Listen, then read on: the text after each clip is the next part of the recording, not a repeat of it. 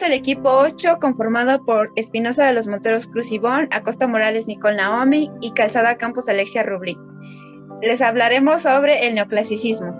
Introducción. El neoclasicismo es un movimiento literario y artístico dominante en Europa desde finales del siglo XVII y a lo largo del siglo XVIII, que aspira a restaurar el gusto a las normas del clasicismo grecorromano, que venía a reflejar en las artes los principios intelectuales de la Ilustración. La época es una fecha de un suceso desde el cual se empieza a contar los años. Es donde empieza una cronología de eventos en la historia de una determinada sociedad. Hace referencia al periodo de tiempo comprendido que enmarca el lugar, lo que lo convierte en hechos históricos. El lugar es el que ocupa una determinada superficie y el cual también tiene rasgos que lo definen de los demás. Se trata de una población de una gran importancia según las obras artísticas que se encuentran en este espacio.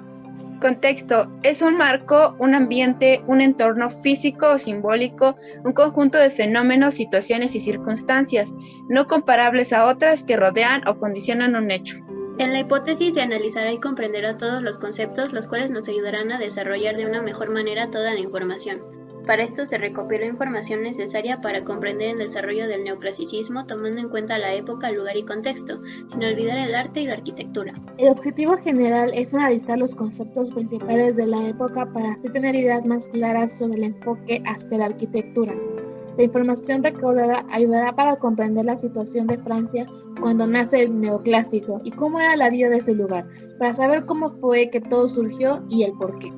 La línea del tiempo empieza en 1700, en el cambio de la dinastía española, donde suben los Borbón al poder, y termina en 1814 en la invasión napoleónica de España. La época del neoclasicismo en Francia surgió a principios y mediados del siglo XVIII. Se desarrolla a mediados de 1760 hasta 1830. Inspirado en parte por los informes de las excavaciones arqueológicas de Herculano y especialmente de Pompeya, que dieron a conocer los diseños y las pinturas clásicas. Movimiento artístico literario tenía como base la renovación de los valores estéticos y filosóficos de la antigüedad clásica, el culto y la razón. En la arquitectura presentaban diferentes formas como el frontón y la columna. Se basaba de modelos griegos y romanos antiguos. Primer arte no cristiano, ya que sustituye al Dios por la razón. El neoclasicismo fue un movimiento estético y artístico, de los primeros movimientos revolucionarios que sacudieron a toda Europa, a partir de mediados del siglo XVIII y hasta el siguiente siglo.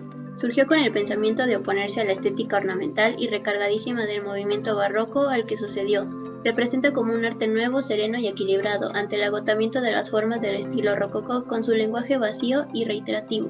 Lleva lo clásico hasta la admiración y a la imitación. Cree ver que en Grecia se imponen las líneas rectas a las curvas y las adopta. Su centro es la inteligencia, el testimonio de la luz, de la razón. La nueva estética del neoclasicismo adquirirá su máxima expresión en Francia, principalmente por ser la estética asumida por la burguesía en su lucha por tomar el poder. Se podría decir que el arte neoclásico es un movimiento social, moral, filosófico e intelectual, que está unido y enlazado a ideales ilustrados. Características. Los modelos en este estilo de arte son claramente grecorromanos, frontones, columnas, cúpulas, prefiriendo el estilo dórico griego para realzar la severidad, la solidez y la horizontalidad. Se utiliza el estatismo, que es utilizar un ritmo muy pausado. Es un arte comprometido con la problemática de su tiempo.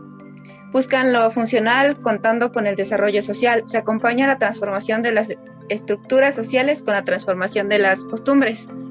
Esta época indicó el momento en el que se separó la tecnología de la producción artesanal. Se reduce a lo esencial, no da lugar a creer interpretaciones. A la función narrativa se le añadió una intención moralizante. Los temas utilizados son los dioses mitológicos y los héroes aparecen victoriosos. Los personajes históricos son pacientes, sobrios y abnegados. El paisaje se pone de moda y recrear las vistas de las ciudades con recreaciones costumbristas. La arquitectura neoclásica puede ser clasificada como una ramificación de las artes morales y sociales. Por esta razón, destacan las construcciones de edificios que tienen como fin poder mejorar la calidad de vida humana, como por ejemplo los teatros, bibliotecas, museos, parques, hospitales, entre otros edificios que tiene una naturaleza monumental.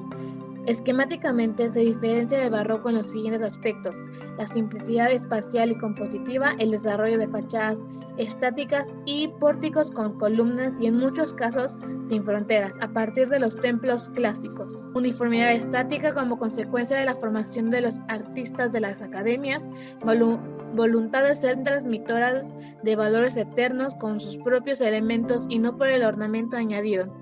Desarrollo racional del medio urbano que abandona la fisonomía eminente religiosa en favor de la civil.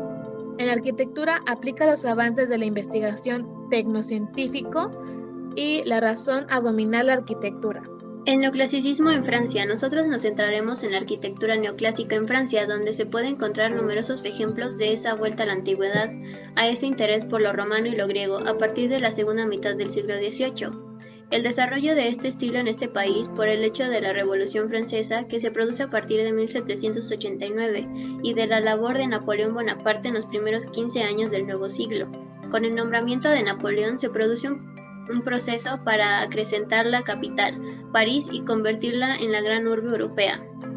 Predominan las líneas rectas sobre las curvas, con mayor simpleza en las formas, importancia de los dinteles capiteles, en las columnas, pilastras y frontones también clásicos, con forma triangular y con especial importancia de arcos conmemorativos y arco del triunfo. Todo se rige por proporciones que simbolizan la perfección, destacar la gran importancia de la escultura integrada en los mismos y cuyo material sigue siendo la piedra. Petit Trianon de Versalles, obra de uno de los arquitectos clave del neoclasicismo francés, Henri Gabriel, en 1698 a 1782, que también construirá la Plaza de la Concordia. Este pequeño palacete se encuentra en el conjunto de dicha localidad de Versalles.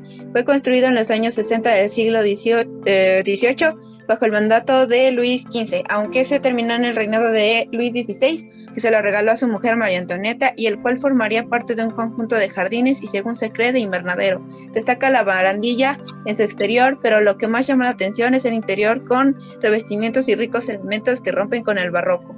El arquitecto, para satisfacer la marquesa, rompió con el estilo rococó y adoptó un muy puro y de forma cúbico por el edificio, según el estilo de moda por la época, el griego.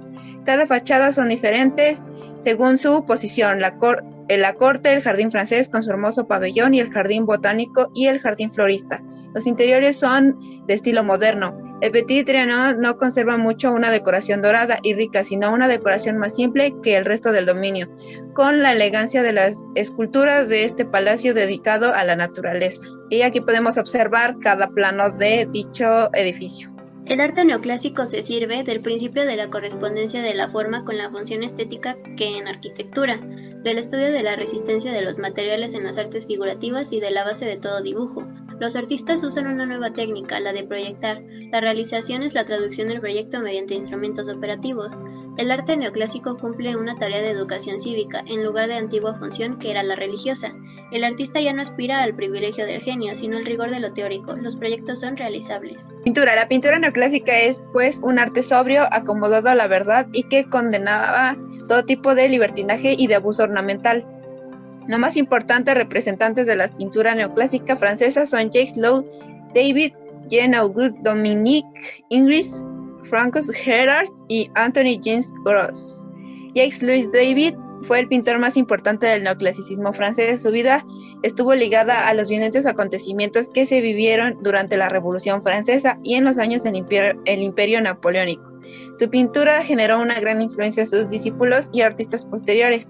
Tal es su importancia que se ha creado una página específica para este pintor. En la escultura, los escultores se definen con el retrato, porque es un modo de analizar y aclarar la relación entre la naturalidad y la sociabilidad de la persona, entre el sentimiento y el deber, pero a diferencia de los pintores franceses, que eran conocidos como algunos de los artistas neoclásicos más importantes de Europa, los escultores franceses nunca parecieron abrazar completamente el estilo neoclásico. Varios que trabajaron en el estilo rococó anterior continuaron usándolo en sus obras, y su arte mantiene elementos decorativos que van en contra de los ideales neoclásicos. Otros artistas representan figuras con demasiado realismo. En general, los escultores franceses tendían a utilizar las influencias de estilo indistintamente. Piguet, uno de los primeros escultores franceses en incorporar el elemento del estilo neoclásico, fue Jean-Baptiste Piguet, 1714 a 1785. Piguet, que vino de orígenes humildes, se abrió camino hasta convertirse en un artista de éxito. Estudió en Roma durante 5 años y después de 1750 realizó gran parte de su trabajo como encargos, a menudo retratos. Una de las primeras obras de Piguet de alrededor de 1740 fue Mercury Talaria. Refleja elementos neoclásicos en el rostro tranquilo de Mercury y en el cuerpo humano perfecto, casi desnudo, con una anatomía idealizada. Más adelante en su carrera, Piguet esculpió una estatua de Voltaire de tamaño natural que mostraba al filósofo anciano como un anciano con un cuerpo demacrado y rasgos menos que ideales. Piguet posó a Voltaire basándose en una antigua estatua clásica y lo envolvió en una prenda como una toga, pero el realismo contradecía cualquier elemento neoclásico. No fue bien recibido por el público. Conclusiones. Por mi parte, Espinosa de los Monteros Cruz y Bon. Con este trabajo he aprendido principalmente que el neoclasicismo es un movimiento artístico y literario europeo que surge como reacción contraria al barroco.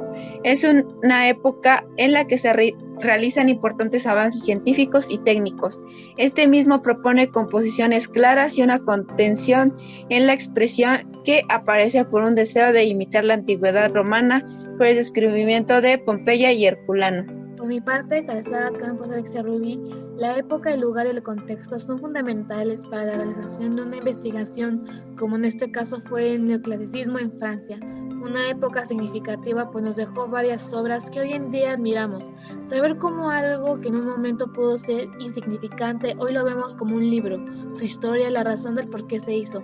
Cosas así es lo que se debe rescatar para aplicarlo hoy en día, esa belleza y el trasfondo de aquella obra. Por mi parte, Acosta Morales, Nicole Naomi, en sí el contexto, época y lugar nos ayudan a poder realizar de una mejor manera nuestra investigación de Francia y el neoclasicismo, y así poder apreciar mejor no solo la historia, sino también el arte y la arquitectura que hasta el día de hoy siguen presentes, ya que marcaron un punto en la historia, que el cual ahora sabemos apreciar y así saber cómo poder aplicarlo como arquitectos en la arquitectura.